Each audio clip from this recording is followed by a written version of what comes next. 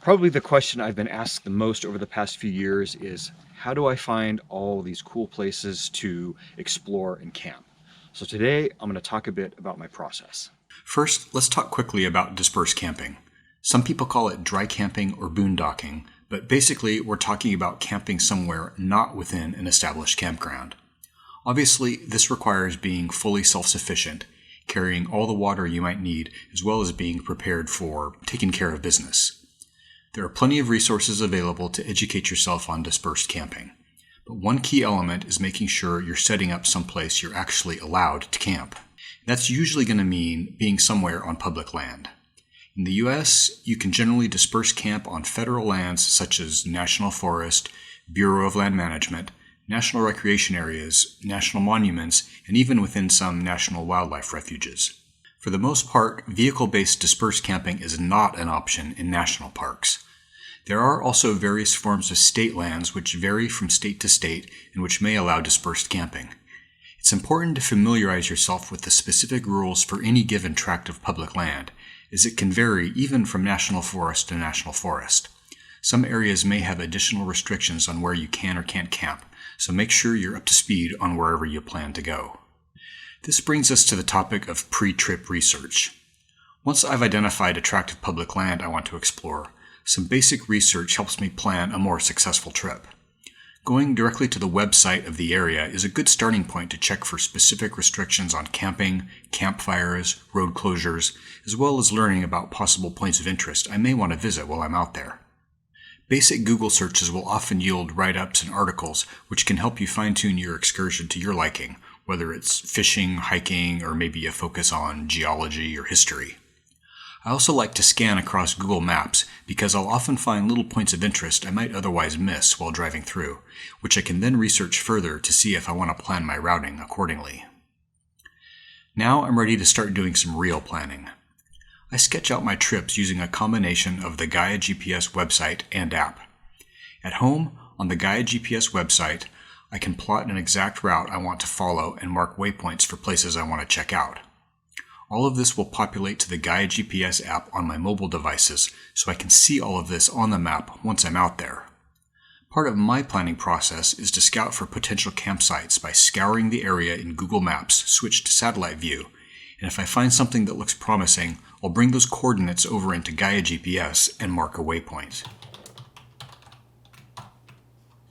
Gaia does offer satellite layers directly on their site, but I find that Google's site is faster and more responsive and seems to have more up-to-date imagery.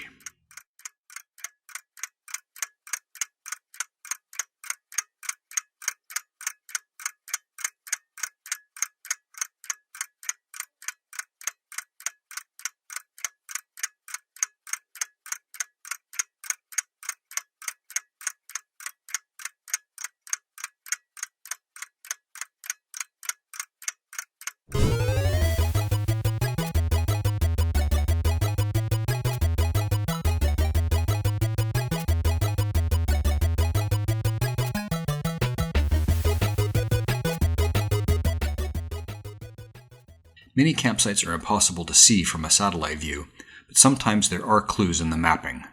Dead-end spurs often terminate in some kind of campsite.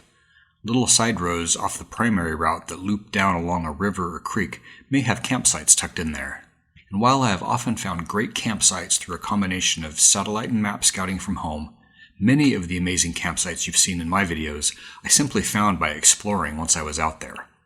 The more you do this, the more you'll gain a feel for recognizing what you're seeing in the satellite imagery, and it'll get easier to spot subtle clues that might lead you to a cool campsite.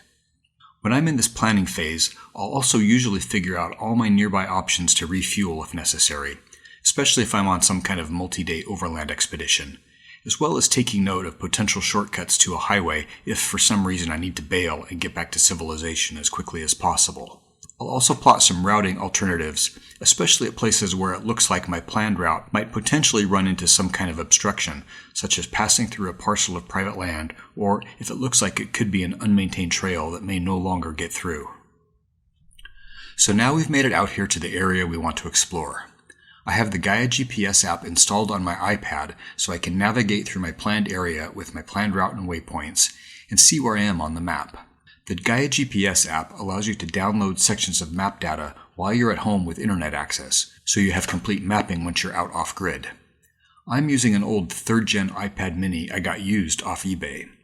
If you're going to use an iPad, you'll need a cellular-capable model. The iPad doesn't need to actually be on a cell plan, but the Wi-Fi only iPads do not have GPS receivers. If you already own a Wi-Fi iPad, it is possible to pair it via Bluetooth with a separate GPS device. I do also have the Gaia GPS app on my phone as well, which is handy if I decide to do some hiking and as a backup to the iPad. I've also found it useful to keep using this old Garmin GPS navigator.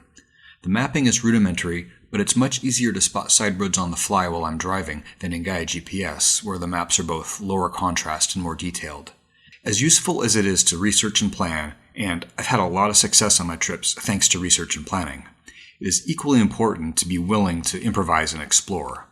Adhering too strictly to planned routes may lead to missing something awesome at the end of some little side road you just didn't happen to mark. As I said before, many of my favorite campsites I found were discovered just from making off-the-cuff decisions to take an unplanned route that ends up looking more intriguing than the route I originally plotted, or turning up hidden little trails I couldn't see from the satellite imagery. A nice feature of Gaia GPS is that you can actively record your route as you go, so worst case scenario, you can always follow your own breadcrumb trail back to where you started. Even with all the planning and all the improvised exploration, sometimes you just don't get lucky, but you can't let that get you down. We all love to find that perfect campsite with an epic view or tucked in along a charming creek, but sometimes night is upon you and you just have to sleep in a wide spot next to the road. Another thing to keep in mind is that epic campsites are not always the best campsites.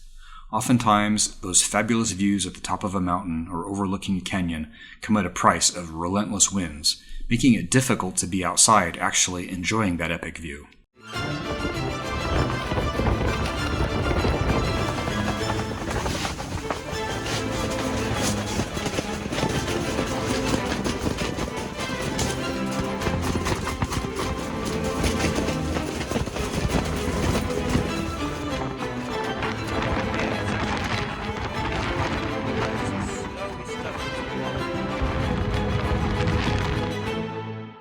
Once night falls, a plain Jane campsite in the trees is functionally no different than the most scenic view site.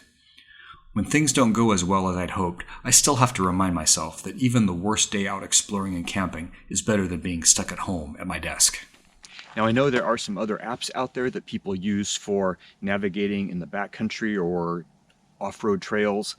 I have not used any of them. I don't have experience with them, so I can't comment on them or compare them to Gaia GPS. Gaia is just all that I've used. It works well for what I do. But there are other solutions out there that you may find are better suited or that work well in conjunction with Gaia GPS. I know a lot of people actually use a combination of different apps to navigate out here. In a similar vein, I know there are apps out there where people share free campsites that they found, and I personally have no interest at all in those. I haven't used them. For me, part of the enjoyment is seeking out and finding those campsites, and it's much more satisfying when I do the work myself, make my own discoveries.